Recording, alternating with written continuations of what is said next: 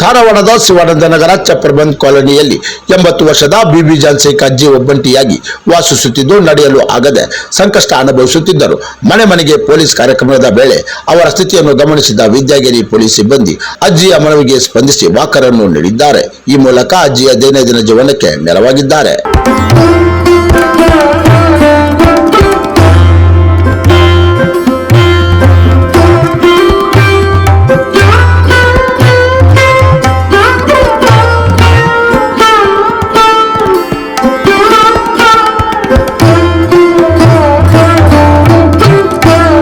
ಇನ್ನೊಂದೆಡೆ 65 ವರ್ಷದ ಗಂಗಮ್ಮ ಕುರಟ್ಟಿ ಕಣ್ಣು ಕಾಣದೆ ಒಬ್ಬಟ್ಟಿಯಾಗಿ ಬದುಕುತ್ತಿರುವುದು ಬೆಳಕಿಗೆ ಬಂದಿದೆ. ಅಕ್ಕಪಕ್ಕದವರ ಸಹಾಯದಿಂದ ತಮ್ಮ ಸಮಸ್ಯೆಗಳನ್ನು ವಿವರಿಸಿದ ಬಳಿಕ ಅವರನ್ನು ಆಸರೆ ಯೋಜನೆಯಡಿ ಅನಾಥಾಶ್ರಮಕ್ಕೆ ಸೇರಿಸಲು ಕ್ರಮ ಕೈಗೊಳ್ಳಲಾಗಿದೆ.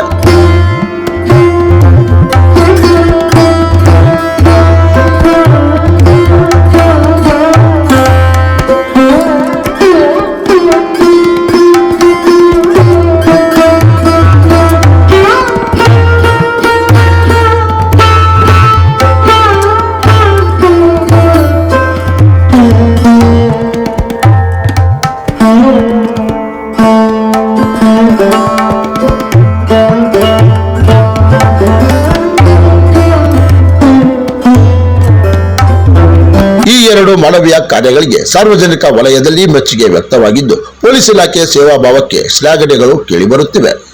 Hubballi Dharwad police commissioner N Shashikumar ಅವರ ಮಾರ್ಗದರ್ಶನದಲ್ಲಿ ಎಸಿಪಿ ಪ್ರಶಾಂತ್ ಸಿದ್ದನಗೌಡರ್, ಸಿಪಿಐ ರಫೀಕ್ ತಹಸೀಲ್ದಾರ್ ಸೇರಿದಂತೆ ಸಿಬ್ಬಂದಿಗಳು ಈ ಕಾರ್ಯಕ್ರಮದಲ್ಲಿ ಪಾಲ್ಗೊಂಡಿದ್ದಾರೆ. ಕ್ರಾಂತಿ ಸಮಾಚಾರ ಟಿವಿ ಧಾರವಾಡ.